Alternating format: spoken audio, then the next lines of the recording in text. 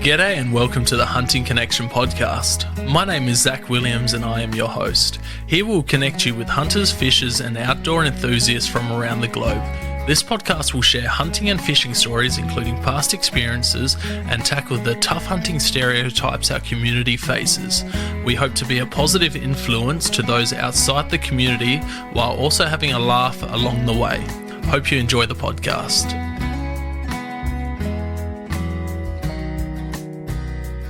G'day and welcome to another episode of Hunting Connection podcast. On this episode, I am joined by Scotty Stewart and his son Khyson. How you guys going? Yeah, good, mate. Yourself? It's good. Yeah, good. It's a Friday afternoon here, so just winding down from the work week. This is going to be an exciting one. I've only done a couple with parents and their kids that are hunting, and I thought it would be an awesome episode to do with you and your son and chat about Khyson's journey and how yourself got into bow hunting and become this guy that's known for dropping massive pigs. Yeah, I go all right. I have me days. Oh, we all do, mate. And when you live in the country that you do, and you have the amazing access that you do, and have the opportunities to get onto some of these gnarly old pigs that you've been able to get onto, and goats years ago. I know that it's a struggle to get access to goats these days, which is a pain in the butt. But let's chat about how you got into hunting, Scotty. So it was back in 1989. I think I was 9 years old. I was 9 years old. 8 years old. And my mum brought me I think it was a 40-pound Yamaha recurve from memory. This thing was like, to me, it looked 7 foot long, and the bottom limb used to hit the ground when I'd fire it and everything else. But the reason I got into archery was because my two uncles actually used bows.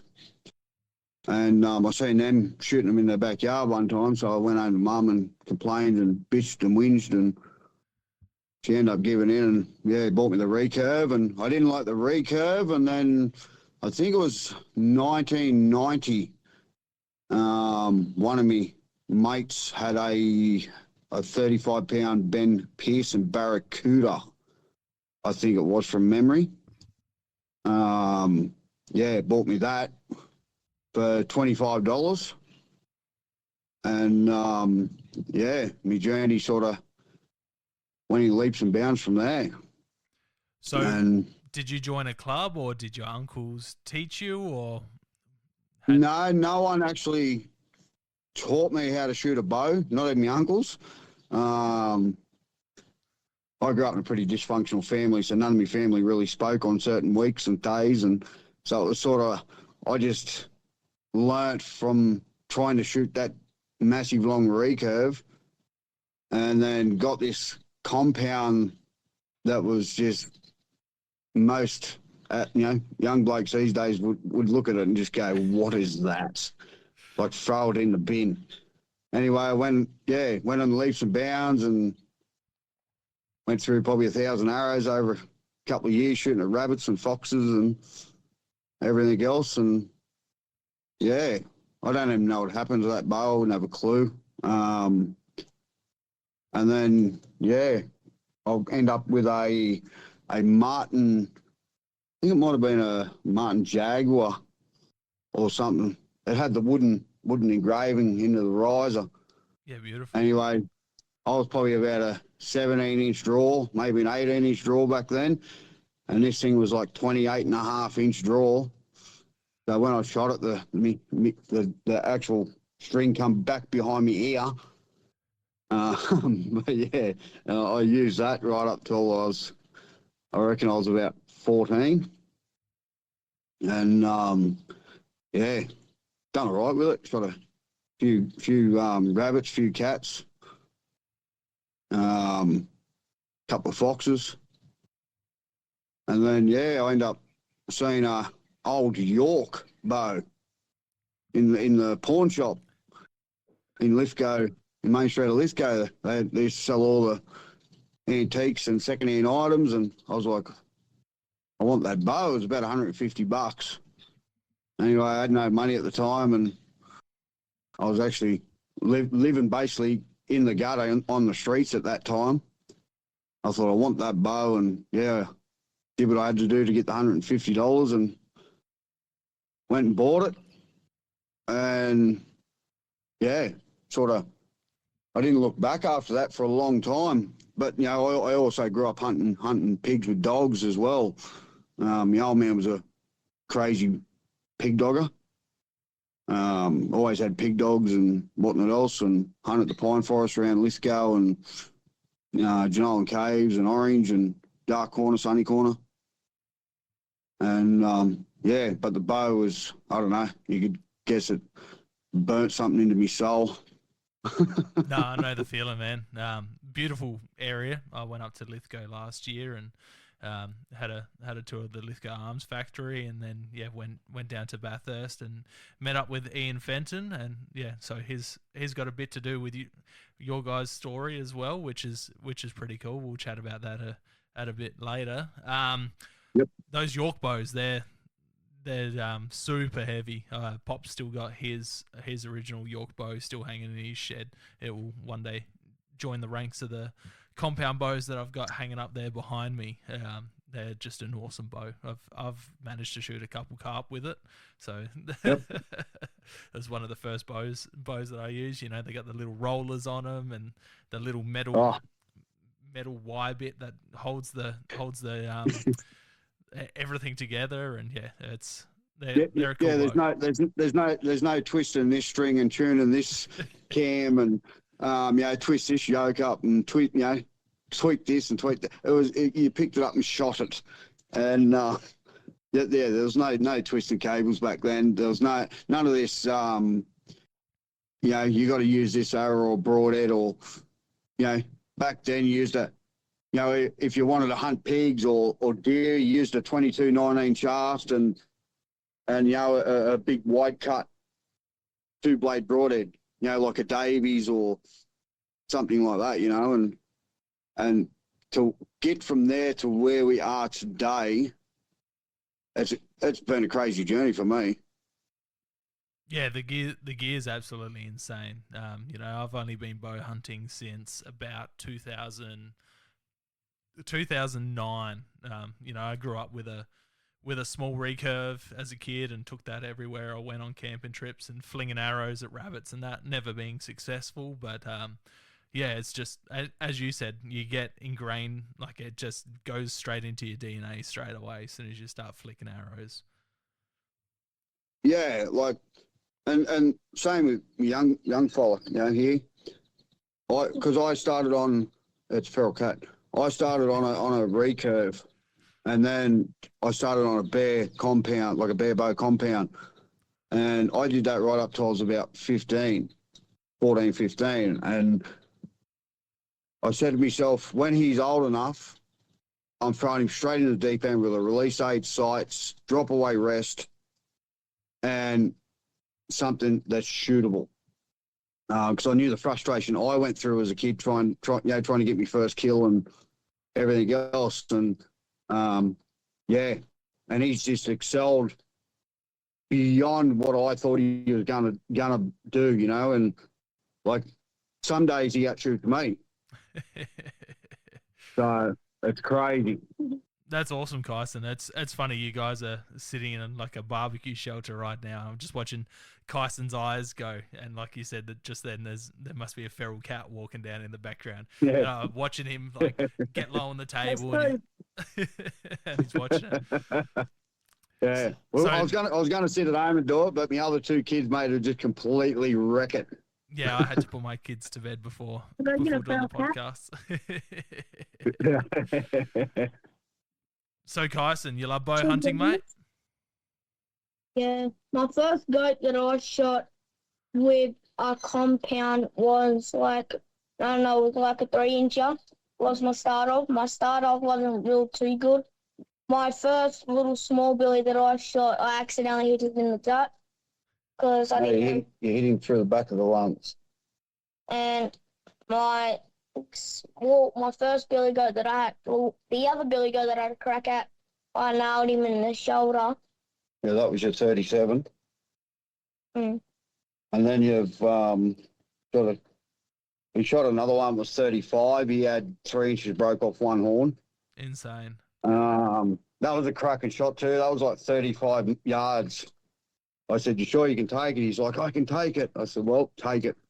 And yeah, I just watched this little arrow just go up into the space and come back down and whop. And I was like, I'm not going to argue. So, Khyson, And how old are you, mate? I'm 11. You're 11. So you've shot a 37-inch billy with a bow at 11. Well, I shot him when I was 10, but my big rub it in. goat that Rub I it in. shot when I was 11. Yeah, and your biggest one was a couple of weeks ago. It was 38. Yeah, 38 and a half. You're 38 neat. Amazing, mate. That's awesome. Like, there's a lot of bow hunters and hunters in general, even rifle hunters that, you know, don't get much over 30 when they're shooting goats. And like I said before we started the podcast, my biggest goat's 33 inches, mate. So for you being 10 and you're 11, and at 10 years old you shot a 37-inch billy, and now you've shot a 38-inch billy. That's just insane, mate. That's so cool. Yeah, the one that had the broken horn, I shot him in Burke. No, you shot him out near Winara. In between Burke and Winara, but we're closer to Winara. Oh, yeah, I'm talking about. That's I did see one in Burke. He meant to be 35, but he broke 5 inches off of his horn. You gotta hate when that happens. What do you shot now? You shot 14 billies? No, 15. 15 billies and one pig. Yeah. That's awesome. Tell us about the pig hunt, mate.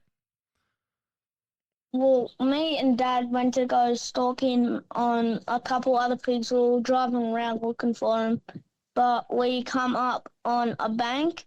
So we walked into the bank, see if there was any pigs there or any nice-sized billy goats to have a crack at. And Dad looked over the edge of the tank, and he saw 3 big sows and a little sucker. And we went for the closest one. She nearly spotted me 3 times, but we moved around to the other side, and I managed to hit her just behind the shoulder. No, you hit it right in the shoulder, and it exited out behind the front shoulder on the other side. Oh, yeah. And how far was the shot? 20 yards. How far did you go?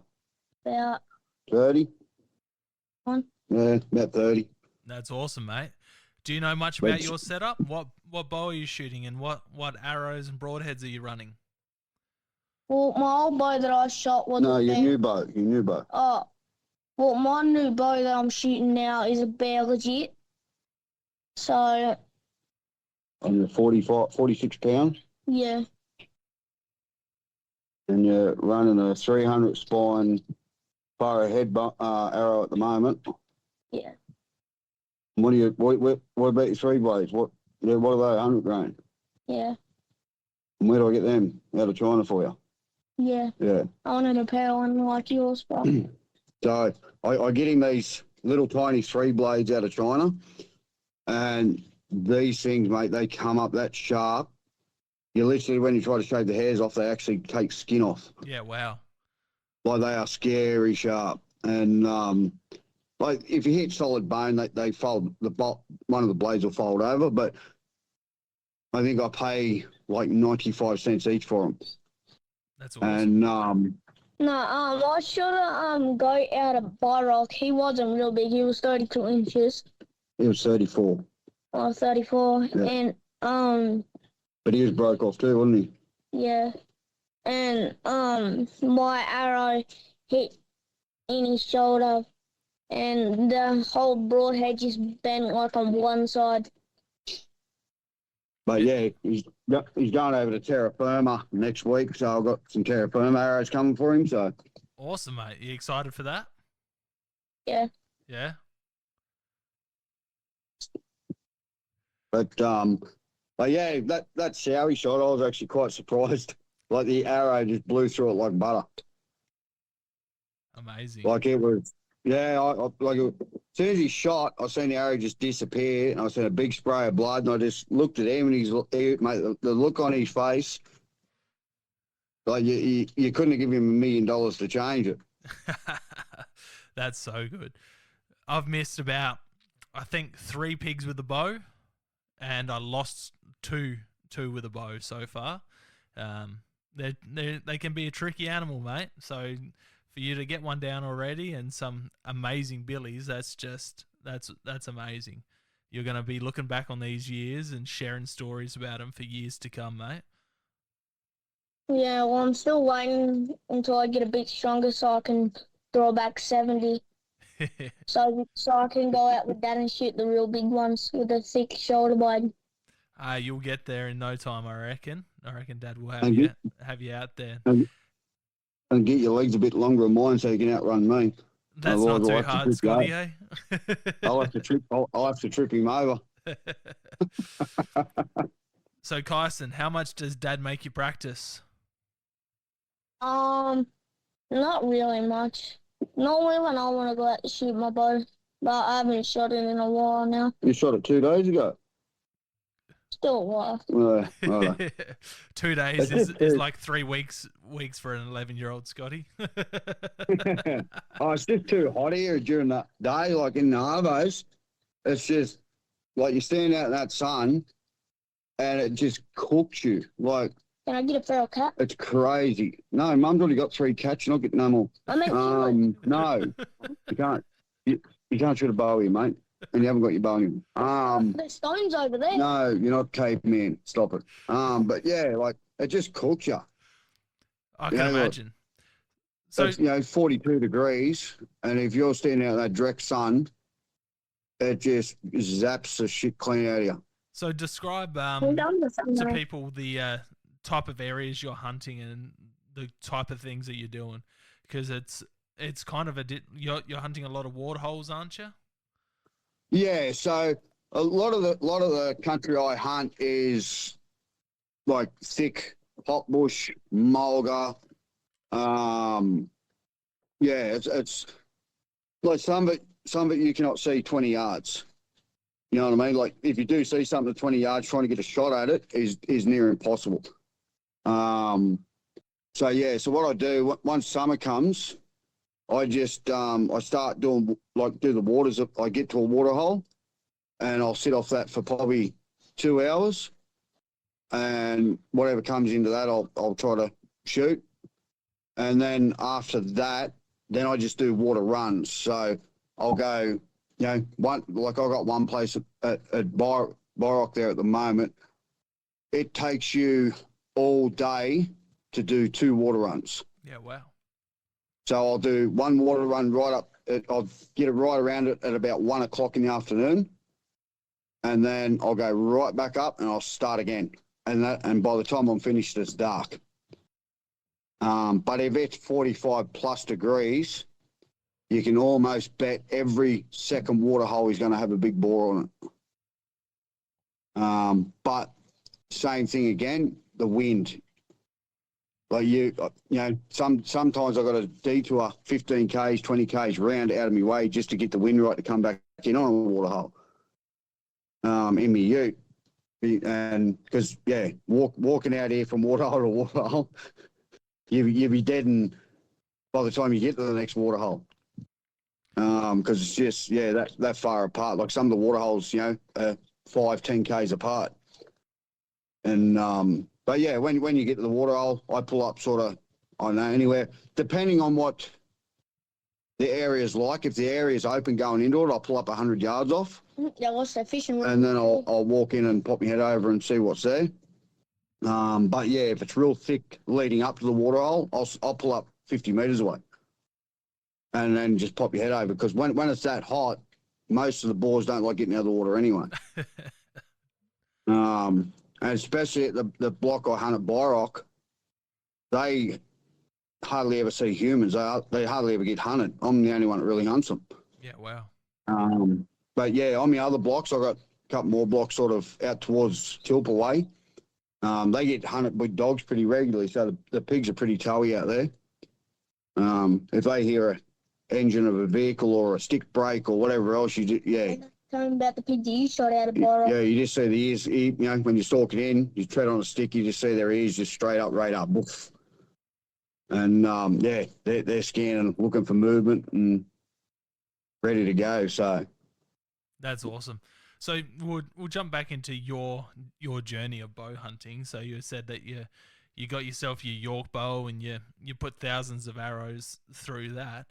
When did you progress from, you know, rabbits, hares, foxes, cats, into hunting pigs with a bow and goats? So I didn't really hook right into pigs with a bow or goats until about 12 years ago.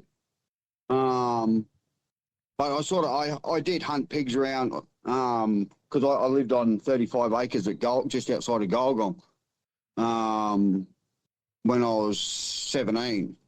So, 16. And I went to Benson Archeries actually and bought myself a PSC, 70-pound PSC Bloodsport, I think it was called. So this thing was all set up to my draw.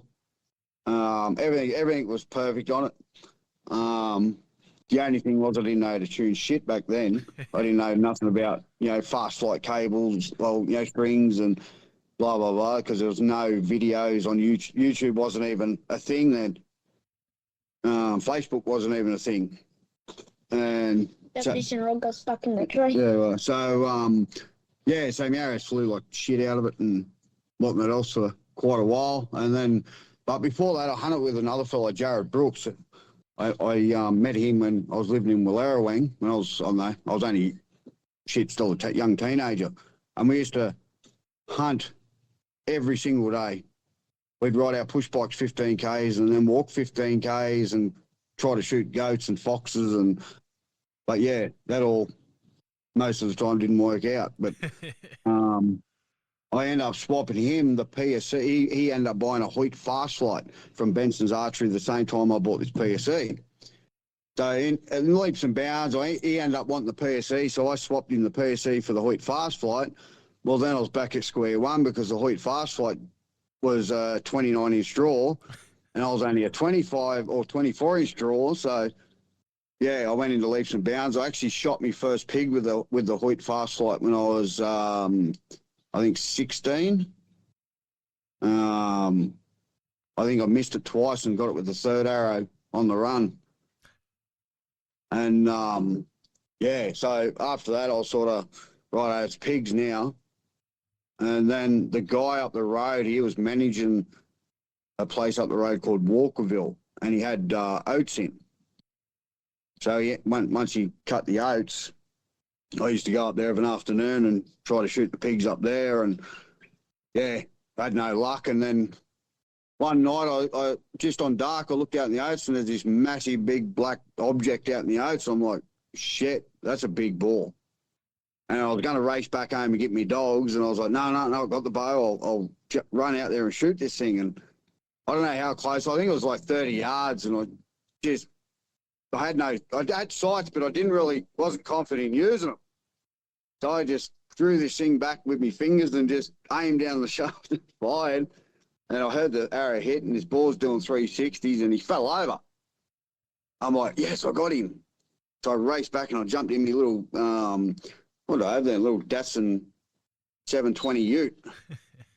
And, yeah, I raced back, got it, and drove out in the crop paddock because I had a little winch set up and I was going to winch him up on the back. And I got out there and he's gone. And there's a big pile of blood in where I'd shot him, and I'm like, okay, I'll come back in the morning. Anyway, I didn't get back that morning. I got back the next morning, and because it was pretty hot, I ended up finding old mate like 200 metres from where I'd shot him. He was dead in the scrub. And that thing was massive, that pig. I couldn't tell you how, like, he was definitely over 100 kilo. But yeah, I had his tusks. I kept his tusks for years. They're only, probably 2.5 inches long, I suppose. It's probably about 20, 25 points. Didn't get a photo, didn't have a camera back then. Couldn't afford one. And mobile, I think my mobile phone didn't even have a bloody camera on it back then. I'm not too sure, but Yeah, I don't know what happened to them tusks, but that was the first real big boar I'd ever shot. And then she all sort of, my bowhunting sort of petered out after that for a bit. I'd done a little bit, but not much. I sort of hooked in with the dogs a fair bit for a few years. Right up, I think till I was about 23. So I professionally hunted in the pilliga scrub and box pigs and whatnot else. That was sort of my income for a bit. And then I bought a Bowtech.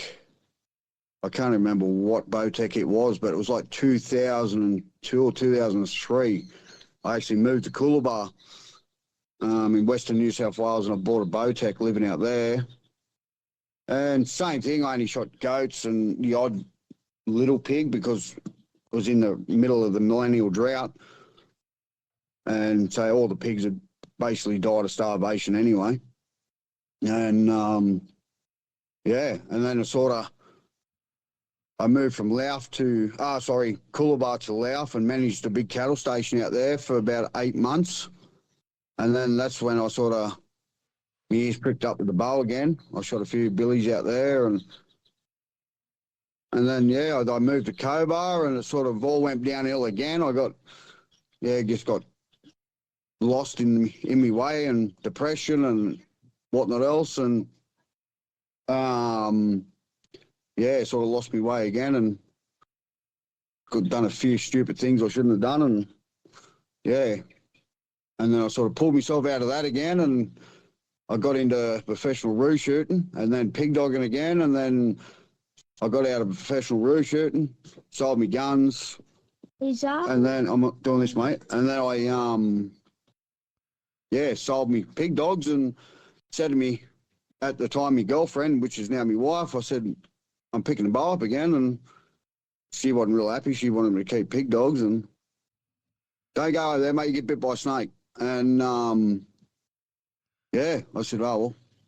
And I had a Matthews switchback, which I shot for a while. And then I went on to a Hoyt and shit, man, I've had so many different bows over the last 12 years, nearly 13 years. And,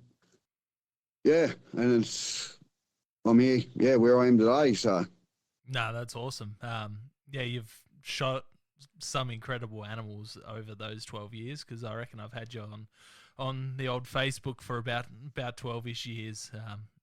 That would have been about when I started out, really, really bow hunting and sharing stuff, and I was just adding everyone bow hunting related. So it was just, a lot of these guys like yourself I've followed for years and seen your journey and, all the incredible animals you've taken. And then, seeing the ups and downs of it as well. You went from shooting, monstrous billies all the time, and then the goats started being worth money, and then it's harder to get onto goats these days. How have you found that journey?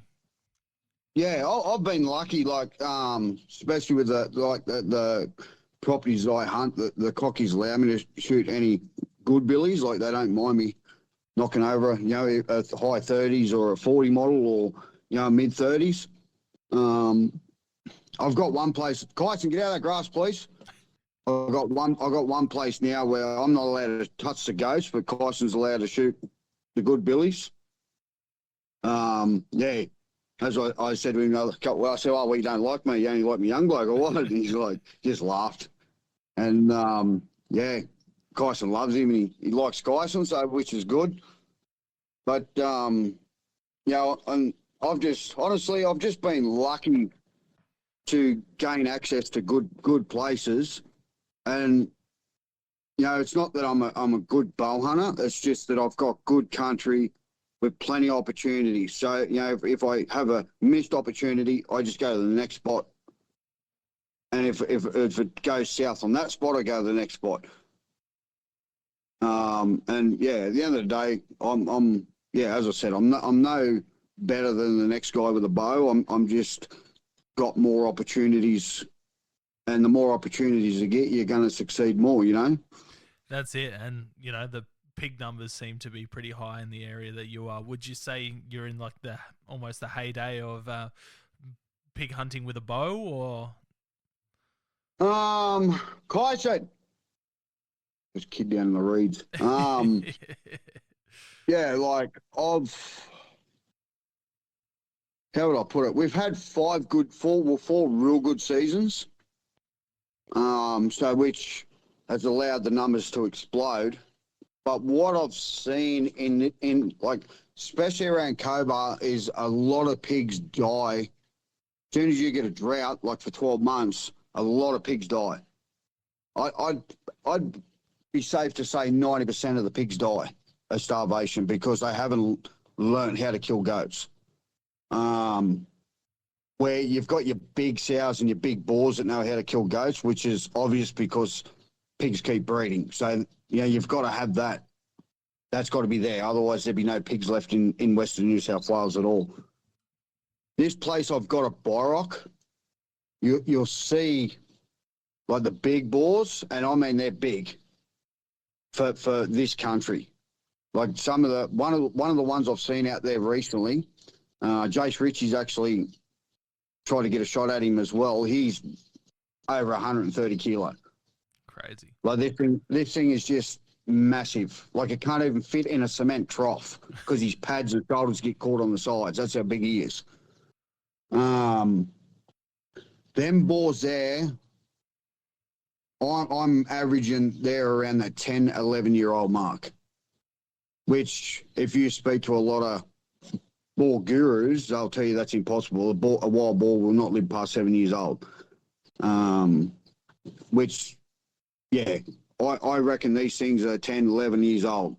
They've actually were born into a drought. The mother showed them how to kill goats. And as they've, aged up to that 18 months old where they've gone, solitary out on their own, they're just killing goats. And then you've got the boars that's 4 years old, 5 years old.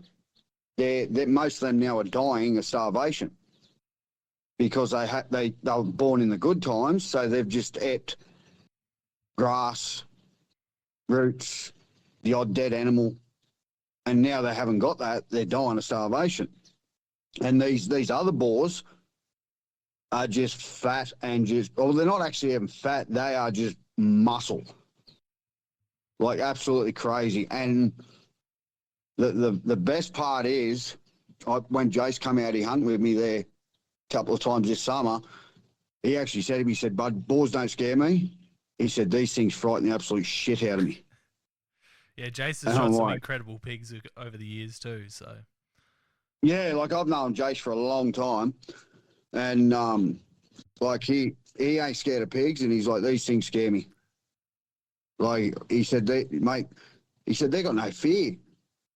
He said they just don't care. Like when you smack them with an arrow, like I smacked a blue boar there a while ago. He's a bluey white colour. He would have been, I don't know, 65 kilo.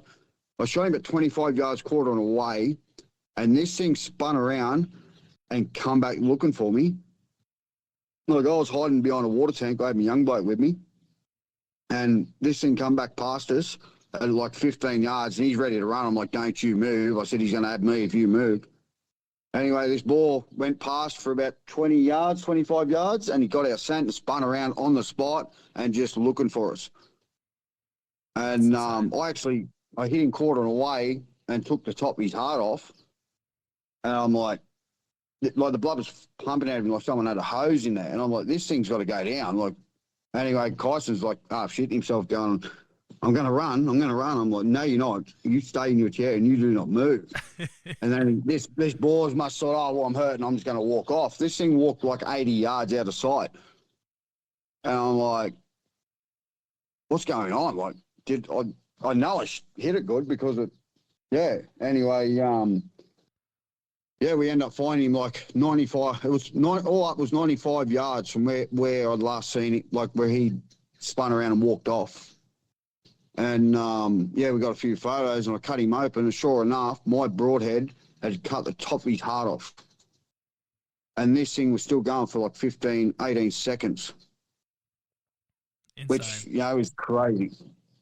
So I don't know if it's a full protein diet that they just carry a shot further, or where they're just tough. I'm not too sure. But I've hunted pigs in a lot of parts of New South Wales and some parts of Queensland, and them things scare me. Out of Borrock, like at that place I got a Borrock, they absolutely frighten the shit out of me. When you shoot a lot of boars, especially in an area where they've been hunted, most of them will just bolt. As soon as you hit them with an arrow, they're gone. These things, you hit them with an arrow and most of them just, if they're laying in a wire, they'll just stand up and just look straight at you. And they won't even run away. When they do turn, they walk like they haven't even been shot. That's crazy. And I'm hitting them with a 3-blade broadhead, and that's what I don't know if you've seen that video I posted of Jay stalking that boar in that trough. No, I don't think I have. So anyway, Jace is we're driving around and he was hunting with a recurve. He could have shot I think 8 or 9 big boars that day and 2 real good billy goats, but because he was hunting with a curve, he couldn't 20 yards, 25 yards was max with it. He sort of lost a lot of opportunities on good pigs. Anyway, I was getting in the afternoon. I said, we'll just do another run of these troughs up here. I reckon there'll be a boar in each trough. So we got to the first trough, there was no boar. And I'm driving along the track going up to the next trough, and I looked to me right, and I seen this big barrel thing. And I jammed the brakes on, reversed back, and it was gone. And Jason's like, what was that? I said, I don't know. And I looked through the binos, and I could see these 2 big white nuts sitting up on this dirt mound under this big tree. And I just looked at Jace. I said, that thing's big, and that thing will have big hooks. And Jason's going, shoot him. I said, no, bud, you shoot him. You've travelled 6 hours to do this. Get into him.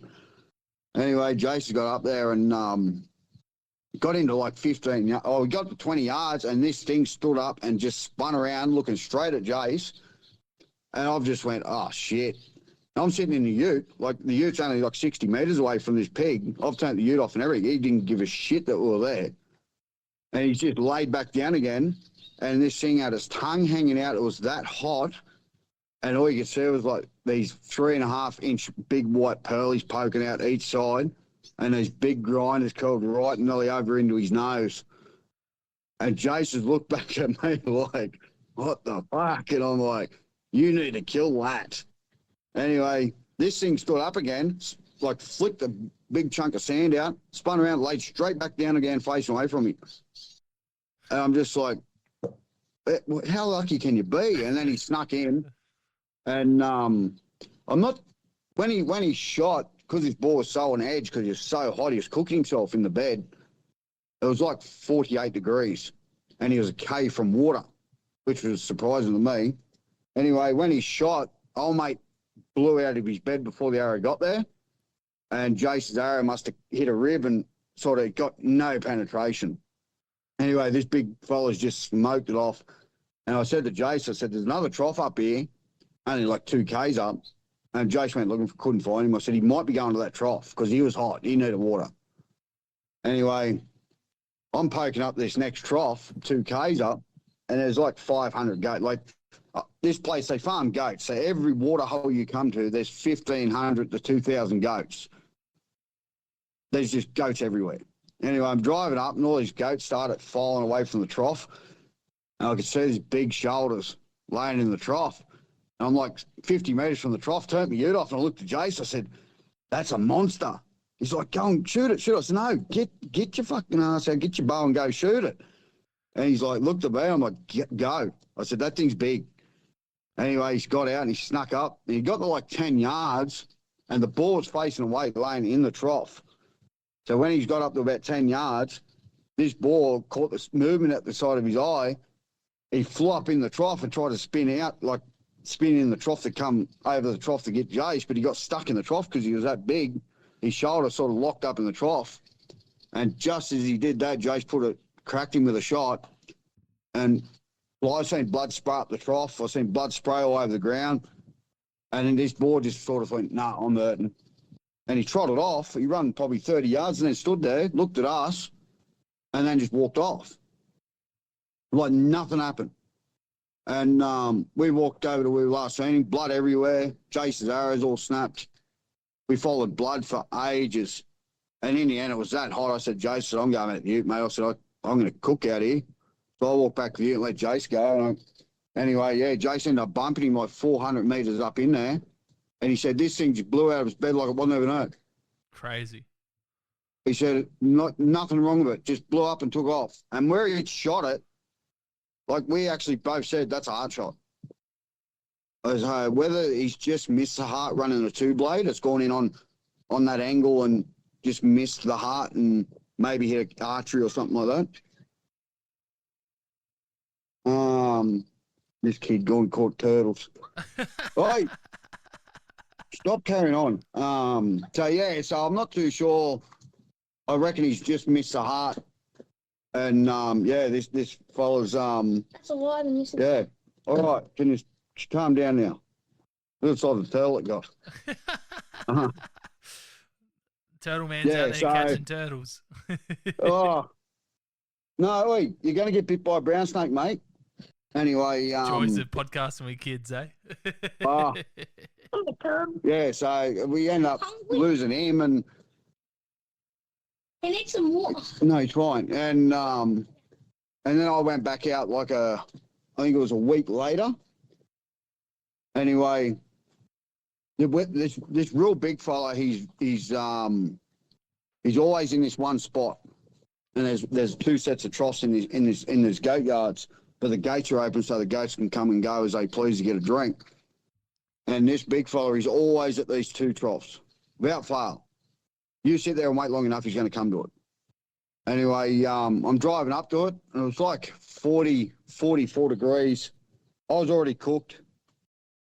The wind had already done me on like 5 real good boars for the day.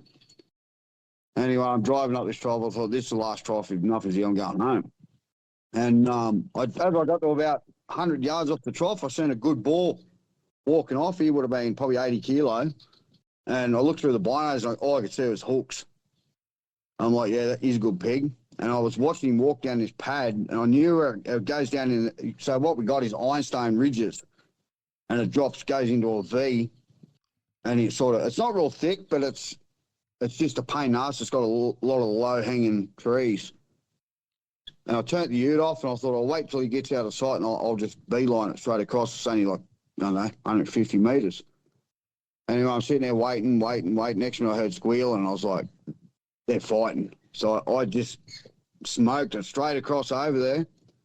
Anyway, I got into like 60 yards. There's a big box tree, and limbs all hanging down. I looking, I could hear leaves rustling. I could hear pigs growling. I'm like, it's just in there somewhere. Next minute, this boar just comes flying out midair. Barrel rolls out the other side, gets up on its feet, and sort of just looks in this tree. And I'm like, that thing's 80 kilo. What the hell is under that tree? Like, how big is that thing? And I'm just like, I've got to get in there and have a look. And next minute, they started fighting again. But the boar that got thrown out, he sort of come in between me and the tree and went to me right. And then these other two are fighting in there. I'm like, how many boars are in there? So I snuck in. I got into 40, and I couldn't focus my eyes properly. And I'm trying to look through all the leaves and the sticks, and then I seen this head, and then all of a sudden, two big nuts, like massive nuts, and I'm like, holy shit, that's that big bastard. And then all of a sudden, he's just bashed this other boar, like probably 70 kilo fella, smashed him. He's just run out from under the tree. And as he did that, this other boars went back in and started punching on again with him. And I'm there with an arrow on 40 yards, like pin already set, just waiting for a gap. And then all of a sudden, bang, 3 boars just exploded out of there. And I was like, fuck, the wind. The wind done me. Anyway, I was defeated. I was hot. I was like, that's it. I'm going back to the ute. I'm going to pop my head over this little rise, check the trough, and then I'm going home. And I got back to my ute, walked up, popped my head over. Here's a boar standing in the trough, like 100 yards away. I was like, he's not real big, but we'll go and have a look. Anyway, I got into I think it was 52 yards. and the wind started swirling and carrying on, and I just seen this fella, his nose would go up and he'd smell like he'd get a whiff of me, but then it'd disappear and he wasn't sure, so he'd go back to the trough and drink, and in the end he got out of the trough and he stood broadside at 52 yards, and I just said, I'm just going to send it. And, smoked and took the heart out of him. This thing made it 124 metres from where I'd shot him. And the blood was hosing out of him. I'm just like, you're going to die? Like, I'm here cooking. I don't want to be chasing you. And just before he got to the tree line, he got the old stags up and fell over.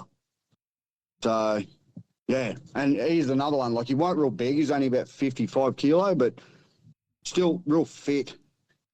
So just eating goats. That's all they do. That's crazy. Now, you posted a video up of a pig eating a goat the other day. Tell us the story about that. Yeah, well, that was same thing. I was doing a water run, and I'd actually drove past this trough 3 hours before and spooked about 1,500 goats off it. And I reckon this boar had been, because I've hunted it a fair bit this summer, I reckon that boar knew exactly that I'd do 2 runs past that trough. And when I spooked all the goats off it, I reckon he's went, you know what, I'll go get a drink, and I'm going to go lay in position off this pad. And when that car comes back past and spooks the goats again, I'm just going to catch a goat. I reckon that's what they think out there. Anyway, I drew past the trough, nothing was on it, went up, hunted. I think I shot a boar like 30 Ks away on another water hole. That afternoon, I was coming back past, and I pulled up the trough just to wet my face and wash 2 arrows. Oh, yeah, that's right, because I shot 7 pigs that day. So, yeah, I was washing the 2 arrows I'd shot the pigs with. And, washed some arrows. I was walking back to my ute. My ute was only 10 feet away. I was walking back sharpening the broadheads. And the next minute I could hear, I'm like, goat must be stuck in a log or something over there. And my eyes wouldn't focus. My brain wouldn't click on. But when my eyes focused, I could see this big red and black thing, and then this white thing just getting thrown around in the air. And I'm like, what's that? Like, what's going on? And then when my brain finally clicked in and went, hey, dickhead, that's a big boar killing a goat, I've just went, That Chinese guy on better than Master Springer. yeah, watch the snakes. And I've just went, wow. Anyway, it didn't dawn on me. My ute's still running, stereo pumping, doors open. This thing did not care one bit.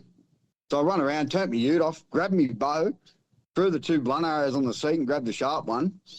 And, snuck into, I got to like 35 yards of him, and I come here, and I was videoing, and just as I cut the video to range him, he spotted me, he picked this goat up in his mouth, ragdolled it like a pit bull, spat it on the ground, stood on it, and just let out this real deep growl. And just stared at me, and then just bit into this goat and just ragdolled it again. And I'm just like, no trees to get up. I got nothing but mulga trees laid down. I'm like, do I shoot this thing now, or do I try to get around where there's a tree? And anyway, when he was standing on this billy goat, and he literally pulled the nuts off it, and he was trying to open him up, like just trying to open the guts of him up. And, I smacked him. But when I hit him, I don't know what happened. I don't know if one of my blades has hit a rib and the arrow sort of diverted up a bit. But it went through one lung and nicked the top of the other lung, and then lodged up in the top of the ribs on the opposite side. And I thought, oh, that's got him. Like, it's double lung. I don't know what's happened there, but it's a double lung. But anyway, he got off this goat, and he didn't even run. He just looked straight at me, and he cocked his ass inwards, turned his shoulders to me, and just started coming at me chomping. So and that's the thing with these boars on this place, they don't see you as a danger. Like you're not danger to him. You're a threat to him. And this thing's come at me like he wanted to fight another boar. And I've just turned and I've just legged it over all this fallen timber back to me ute. And I look back and he's still sort of half looking at me, chomping, and then he's just turned and walked off. And I watched him walk about 60, 70 yards. And it was only when my arrow clipped a mulga tree, it must have hurt him, and he's went, oh, shit, no, and he's bolted. So anyway, I followed blood for, I don't know, like 150 metres. And then it stopped. Then I grid searched like 600 metres down, nothing. And I got back to the ute, and I'm like, I'm sure that arrow was perfect. Anyway, it was a week later, my mate was out there mustering goats because he's the bloke who got me on the place. He sent me a video of a boar in the morning running off this tank, which is 2 Ks as the crow flies from the trough I shot him at. And as soon as he sent me the video through, I texted him and said, that's him. He's like, nah, that's not the one you shot. That's not the one you video. I said, that's him. He's like, no, it can't be. I said, I'm telling you, that's him. Anyway, sure enough, I said, go back that afternoon. I said, and see if he's back on that, in that same wallow. Sure enough, he got back there just before dark, and old mate was in the same wallow. And he took him like 20 minutes to get him out of the water and get him to run out of the tank and out of the goat trap. And so he could put the dog on it to catch it. Anyway, he caught him and he's rung me. He's like, I've caught him. I'm like, you prick. But yeah, he ended up cutting the pad out of him and opening him up. And yeah, the arrow had gone through, hit one lung, clipped the top of the other one. And this boar was still healthy, still going like there was nothing wrong with him. Still fat. A week later. So there was no blood in his chest cavity, nothing.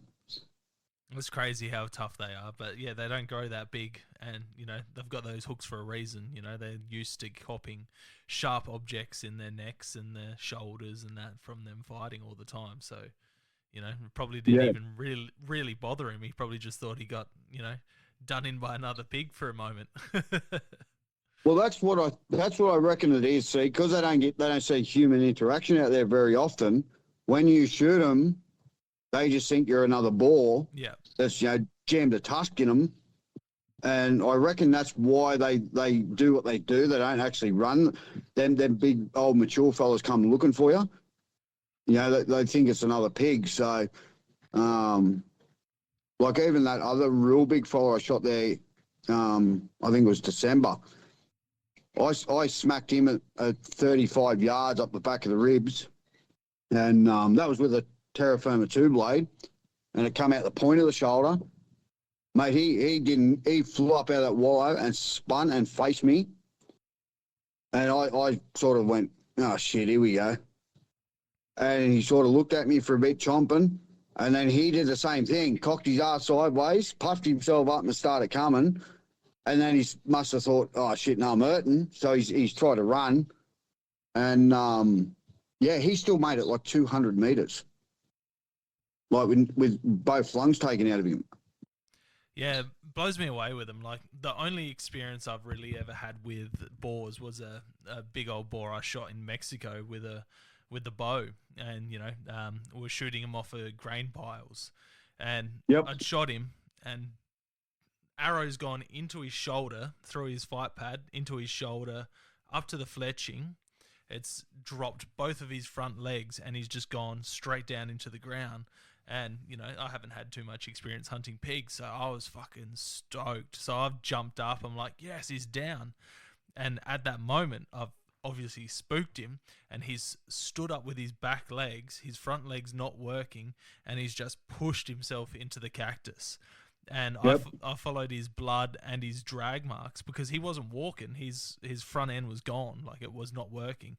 But I followed it like 400-500 meters through the cactus in Mexico, watching these javelina, chomping and going around everywhere, and, keeping my eyes out for rattlesnakes and whatnot. I've had this 12-gauge shotgun in my hand and the bow in the other, and I'm crawling through this cactus looking for this pig, and I could not find him. Like there was blood everywhere. There was drag marks from where he's just pushed himself and like he had to push just back end. Front legs were not working, and he just disappeared. Yeah, it's crazy. I've hit boars, like proper smoked them, and watched them run off with blood spraying out of them, and just never found them. Yeah, crazy. So, Khyson, over here.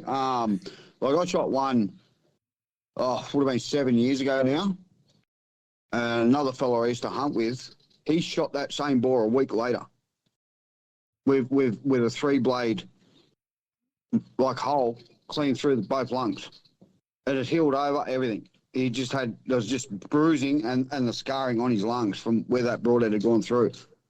And that broadhead was razor sharp, which was, yeah. So, and then that was when I realised that, you can double lung a boar or even deer, and they can survive. And I've had this debate for years with hunters, and they're like, no, can't run without lungs. You can't do this. I'm telling you now, I have double lung pigs, and they have survived. Like I had a trail camera photo of a big boar. He would have been, I don't know, 75 kilo, and I shot him. The shot was, come here, mate, there's a car coming. Khyson, no, come here. I shot him at 30 yards, buried the arrow, the arrow didn't go right through, but the broadhead popped out the other side. And watched him run out of sight, tracked him for, probably about a K, just drops of blood and footprints. And I shot him with a Rad Madman. I don't know if you know how sharp they are. Yep. They'll cut your finger off out of the packet. Anyway, lost him. And it was like 6 months later, I got this boar on camera, 500 metres from where I shot him. Like, just crazy. This thing had no ears. Like, it killed like 8 or 9 dogs over the years on this place. This thing was an absolute beast. Just big shoulders, masked, like he had a white line run right around his shoulders under his brisket. He's probably still there today. Unless he's been baited, because they went mad on baits out there, and then the property I hunted got sold, so I sort of I'm not allowed back on that again. But that boar there, he haunted my dreams for a good 18 months. I hunted him for. That's insane. I had two opportunities at him, and then I got the third opportunity, got an arrow into him, and then 6 months later got him on camera. And he was still alive and healthy and still fat, and so crazy. I don't know whether it's just these pigs out here or what it is, but I've shot pigs elsewhere, and they sook it pretty quick. But these things out here are just a totally different breed. But then you go 100, 150 k's to my other block, and they're man eaters. And that's what I tell everybody. If one gets you out there where I hunt out there, the other side of Byrock, and you don't kill it, that thing is going to kill you and eat you. That's crazy. What have you had really close calls with big boars with the bow, or? Yeah, I've been attacked a couple of times. I haven't been ripped yet. I had one bite me bow. Grabbed hold of me limb and cam on me bow and shook the shit out of it, and then sort of trying to hit me up the back of the leg, and he had another bloke's arrow hanging out of his shoulder, and so I was trying to manoeuvre the head around so the arrow didn't drop me guts out, and I'm trying to stop him from ripping my arse cheeks out. Anyway, I end up getting his head around in front of me, so the arrow was well out of the way, and then he's trying to hit me all up the front of the legs and up the stomach, and I still had my arrow clipped to my string of me old obsession. Anyway, this pig's backed up. He's probably, 60 kilo boar. He had, just under an inch of hooks, I suppose, and he's backed up like five yards, and he's come at me again. And as he did, I I had the arrow attached to the string. My release aid still clipped to the D loop, and I've been fighting this boar with one hand while holding me bow, and somehow I hadn't hit the trigger. Anyway, as this thing's coming at me again, I sort of just flung the bow around, grabbed the riser, and speared this boar straight down through the top of the neck with this arrow still attached to the string. And that was enough for this pig to go, oh, no, I've had enough of this. And he's turned and took off and ran up the paddock and fell over dead. Jesus. And that was probably the worst one I ever had. Like, it was only probably 10 seconds, 15 seconds, but it felt like 15 days trying to keep this thing off me. And, yeah, when I stabbed it with the arrow still attached to my string, he sort of went, oh, shit, no, I'm done. Jesus. Like, I don't want to borrow this no more. So, yeah, he's took off up the paddock. He's got this arrow poking out the top of his neck like a big unicorn. And, yeah, he ended up going down. And then, yeah, I've had a few others. I had a sow, actually. I was walking past this hot bush, and it was real long grass. So we'd had a real good winter and then a real good summer. And then it was sort of the end of summer, so it was all dry grass, 3 foot high. I was walking past this hot bush, and this old bitch didn't even make a sound. She just flew out and tried to grab me on the shin, and I jammed my bow in her face. She grabbed hold of my bow, ripped my bow out of my hand, and took it back under the tree. So I've sort of grabbed hold of the limb of my bow and reefed my bow back out from under this hot bush, and I've took off. And I didn't realise she had a heap of suckers and a nest under there. Oh. So, yeah, I just stepped right where her nose was. And she went, oh, shit, poof, and it just reacted.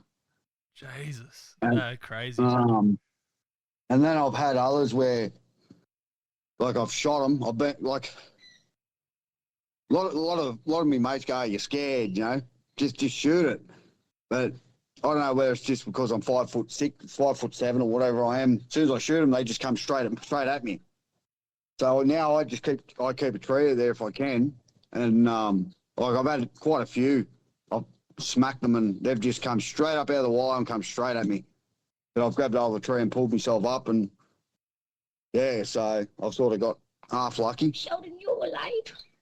But yeah, but that's why like take me young bloke out to Borok, I hate taking him out there because they're just so unpredictable. Yeah, that understandable. When you got literally pigs that are trying to eat you, you don't want to risk your kids, let alone yourself as well. So, well, that video I put up of that boar killing that goat, like I had to finish the goat off. He was mate. What that boar done to him was crazy in that amount of time.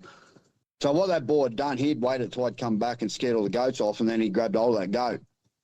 And yeah, so like the amount of hate I got over that video online.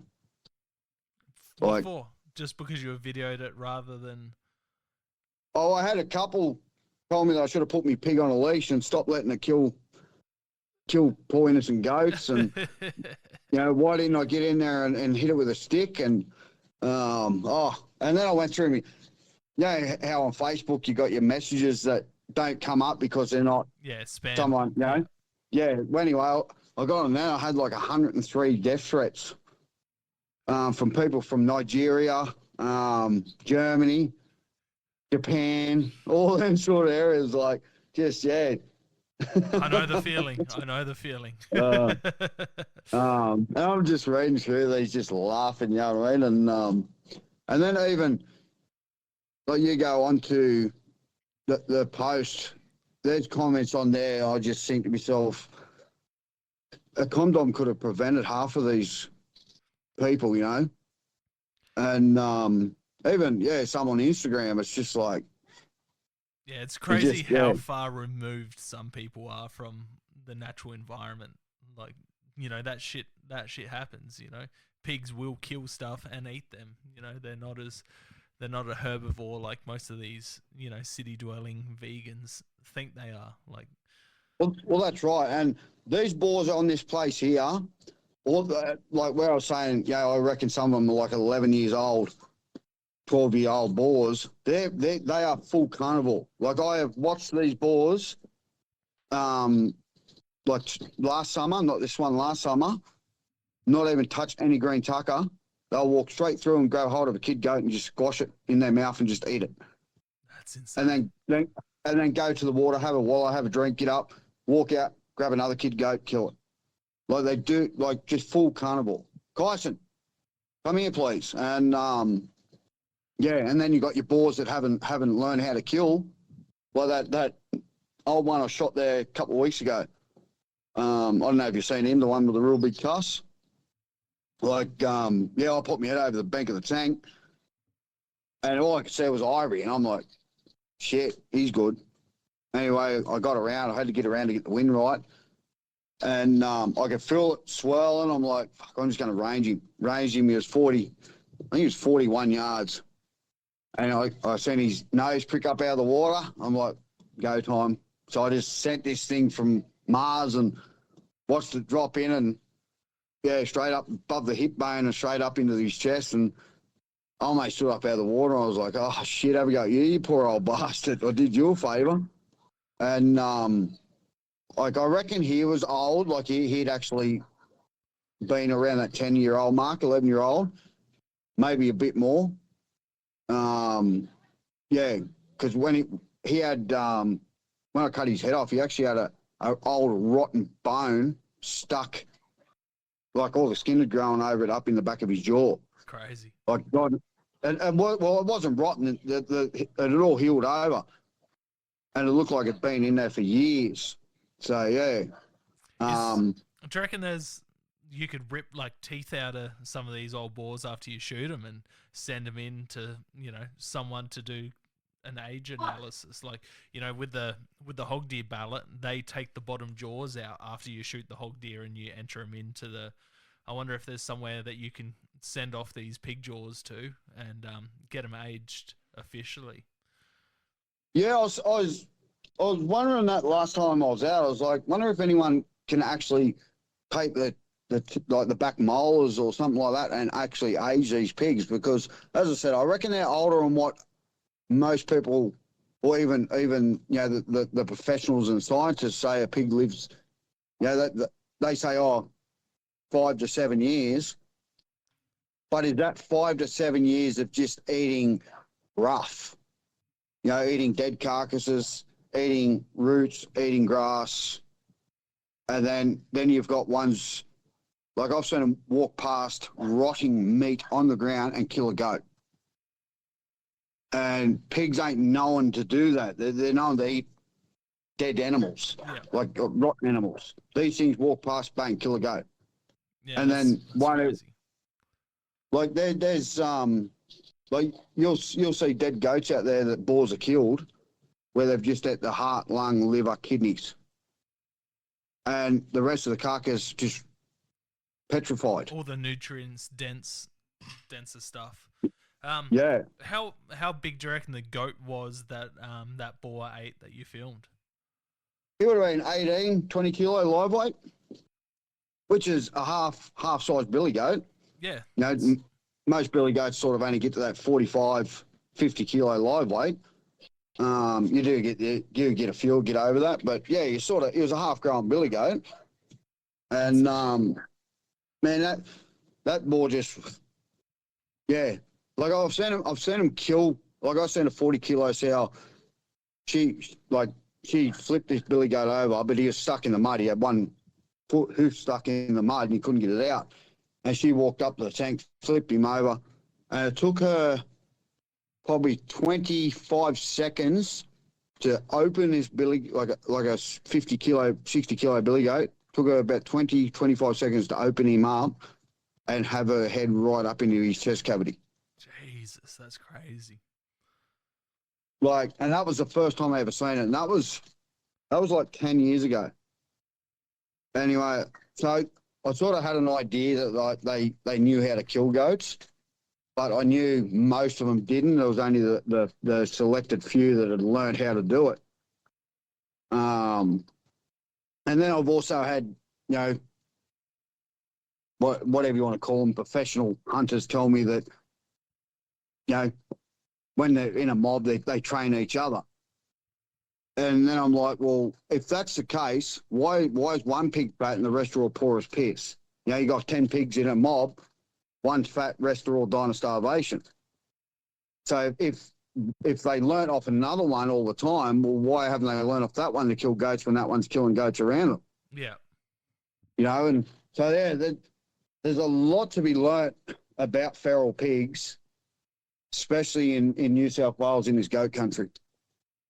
No, that'd be interesting to see if we could find someone to send these back molars or jaw, the back of the jaws in, I'll have to message a couple people and see if there's someone that can, give a rough estimate or something, because it'd be cool to see if these pigs are living as long as you think they are.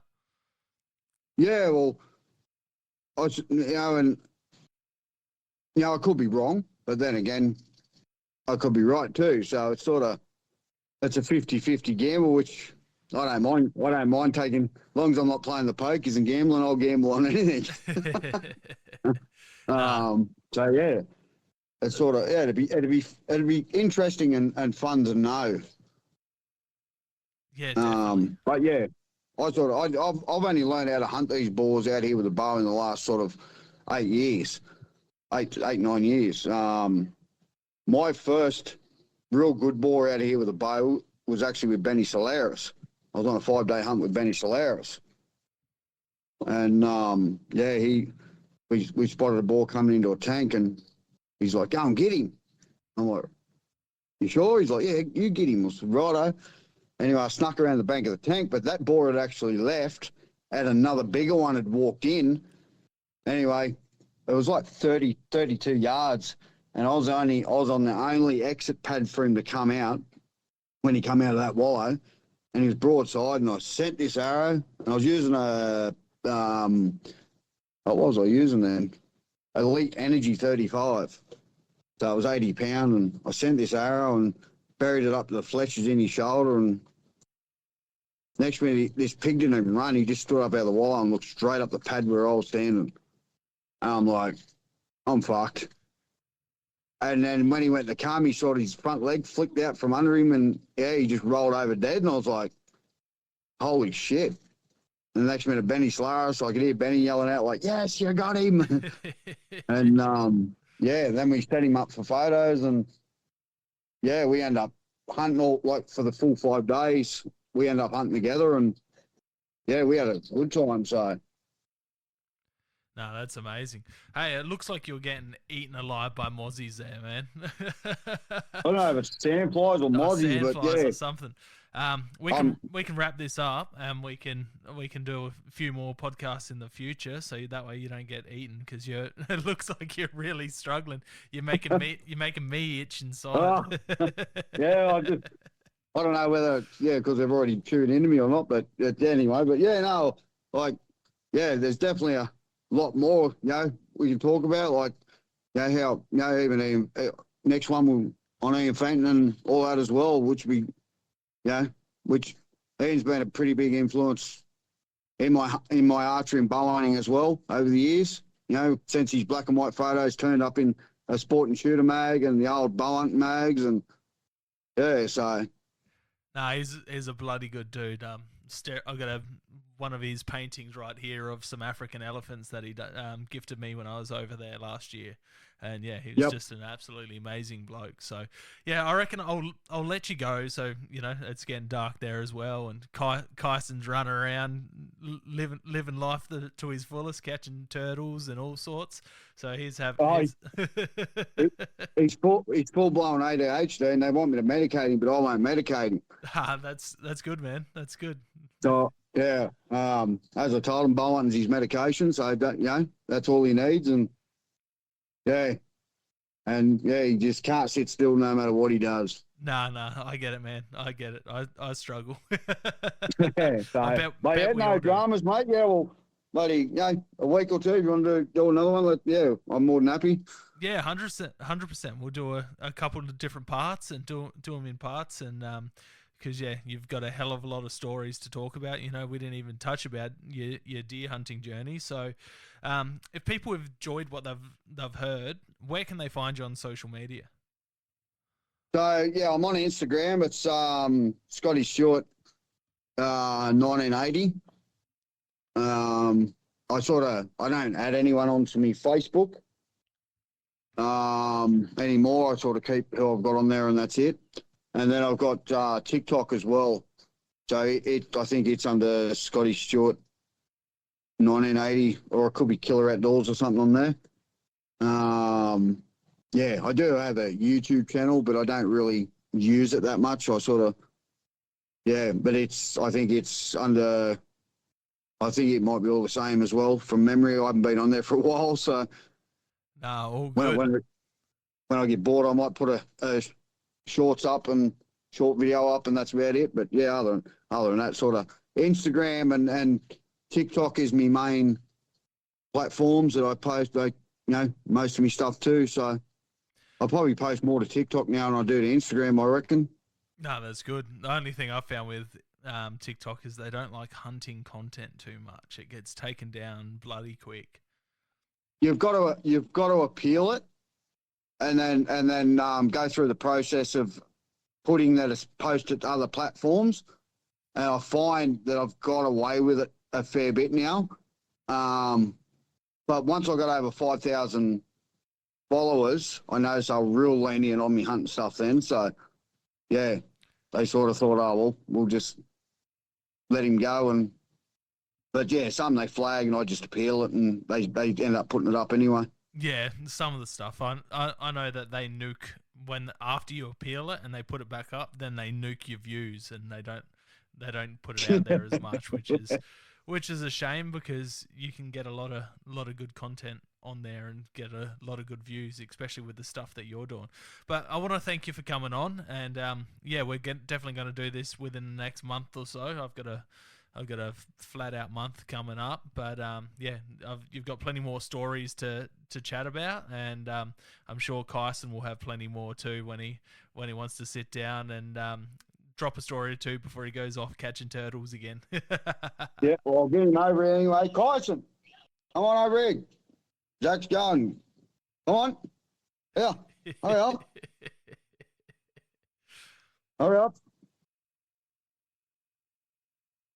Yeah, so no, he's definitely becoming the bow hunter anyway. So, no, that's great to hear.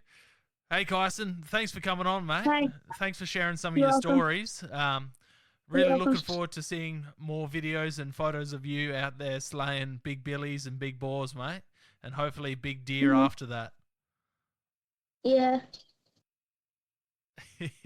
Easy, mate. Sorry. Oh, right. All right, yeah, that's all he's got to say. Nah, all good. All good, Scotty. All good, Khyson. Thank you for coming on, and we'll chat again next time. No, thanks for having us, mate. It's been a pleasure. Anytime. Thank you for joining us on another episode of Hunting Connection Podcast. We hope you've enjoyed our discussions and gained valuable insights into the world of hunting, fishing, and the outdoors. To stay connected with us and never miss out on an update, please be sure to follow us on social media, all at Hunting Connection Podcast. We appreciate your support and would love for you to share the podcast with your friends and family. Don't forget to tag us in your hunting photos on social media and let us know about your experiences. Your feedback is invaluable to us, so please take a moment to subscribe, rate, and review the podcast. Together, we continue growing and delivering more captivating episodes for all hunting enthusiasts. Stay connected, stay informed, and keep pursuing your passion for the hunt. Until next time, happy hunting.